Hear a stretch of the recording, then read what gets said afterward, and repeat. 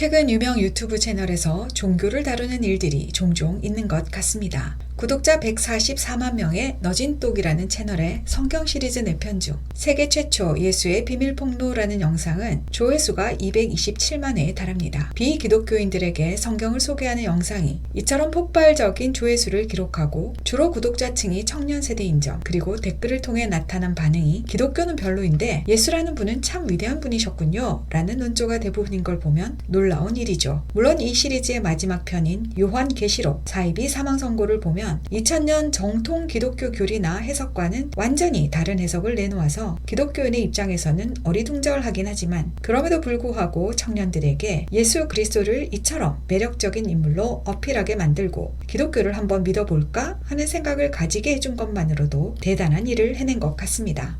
구독자 46만 명의 유익남이라는 유튜브 채널에서도 기독교가 주로 다루고 있는 고난, 선과 악, 우상숭배 등의 주제를 유명 일본 애니메이션의 스토리와 엮어서 성경적 세계관으로 해석하고 있습니다. 지금은 조회수가 평균 2만 회 정도 나오는데 댓글의 반응은 기독교라는 말이 없는 새로운 전도 방법을 보는 것 같다. 나도 신앙을 가져보고 싶다는 것입니다. 이 밖에도 구독자 260만 명의 경제 전문 유튜브 3프로TV가 진행했던 신과 함께라는 코너에서는 여러 종교의 교리와 특징을 다루었는데 그 중에서도 기독교에서 말하는 천국이 존재하는가 라는 편은 조회수가 60만 회에 달합니다. 과학기술의 비약적인 발달로 인간이 가지고 있는 대부분의 문제들을 인간의 손으로 곧 해결할 수 있을 것처럼 여겨지는 21세기에 도대체 왜 사람들은 종교에, 아니 영적인 진리에 목말라 하는 것일까요? 저는 이러한 목마름의 원인이 인본주의의 실패에 있는 것 같습니다. 신이 없어도 우리끼리 잘 살 수 있다. 인간의 이성으로 끊임없이 생각하고 발전하고 문명을 이루어 나가다 보면 이 땅도 살만한 세상이 될 것이라는 낙관적인 믿음이 점점 무너져 내리고 있기 때문입니다. 철학에서는 삶의 목적을 행복이라고 규정합니다. 그리고 그 행복이 무엇이고 행복을 얻기 위해 우리는 어떻게 살아야 하는가에 대해 이리저리 생각해 본 것이 철학의 역사입니다. 플라톤부터 칸트를 거쳐 니체에 이르러 신의 죽음을 선포하기까지 인간은 이성을 사용해서 계속 생각해보라는 압박을 받았습니다. 깨어있으라는 압박 말입니다. 데카르트나 니체와 같은 인본주의 철학자는 기독교에 쉬지 말고 기도하라와 범사에 감사하라 라는 교리에 맞서 모든 것에 질문을 던지고 의심하라 라는 상반된 교리를 제시했던 것입니다. 믿음에 대항하여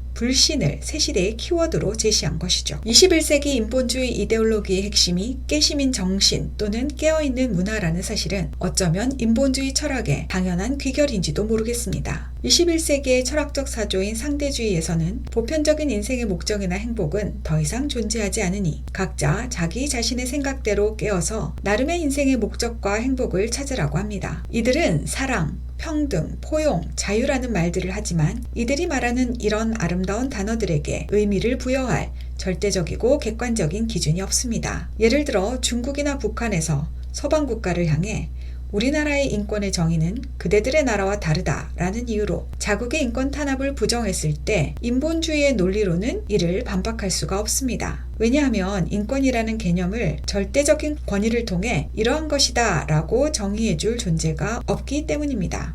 따라서 각국에서 우리나라의 인권은 이런 것이니 그대들은 이 정의에 대해 참견할 권리가 없다라고 말한다면 반박할 말이 없어진다는 뜻입니다. 구시대의 보편적이고 전통적인 천부인권이란 개념을 끌어다 사용하지 않는다면 말이죠. 인본주의의 시대에는 보편적이며 절대적인 정의가 존재하지 않습니다. 그러다 보니 서로 다른 말을 짓거리기도 하고 자기 모순에 빠져버리기도 합니다. 정치적 올바름이나 DEI를 주장하는 사람들 역시 이러한 모순에 빠져 있습니다. 다양성, 평등, 포용성과 같은 미덕을 주장하면서도 그 근본 토대는 이러한 미덕의 절대적인 가치는 없다고 주장하는 유물론과 상대주의이기 때문입니다. 이러한 모순을 보면서 청년 세대들부터 이건 아닌 것 같은데 하면서 그야말로 깨어있는 상태에 대해 의문을 가지기 시작했습니다. 그러면서 깨시민이 되는 것에 염증을 느끼게 되었지요. 항상 깨어있어야 한다는 것은 너무도 피곤한 일이기도 하고 인간에게 있어서 불가능한 일이기도 하기 때문입니다. 우리는 지금 불신의 시대를 살아가고 있습니다. 기업이 소비자를 배신하고 개인이 개인을 배신하며 국민이 국가를 신뢰할 수 없게 된 시대입니다. 저는 어쩌면 이런 시대는 믿음이라는 가치를 천시했던 유물론적 사상이 만들어낸 것이 아닌가 하고 생각하기도 합니다.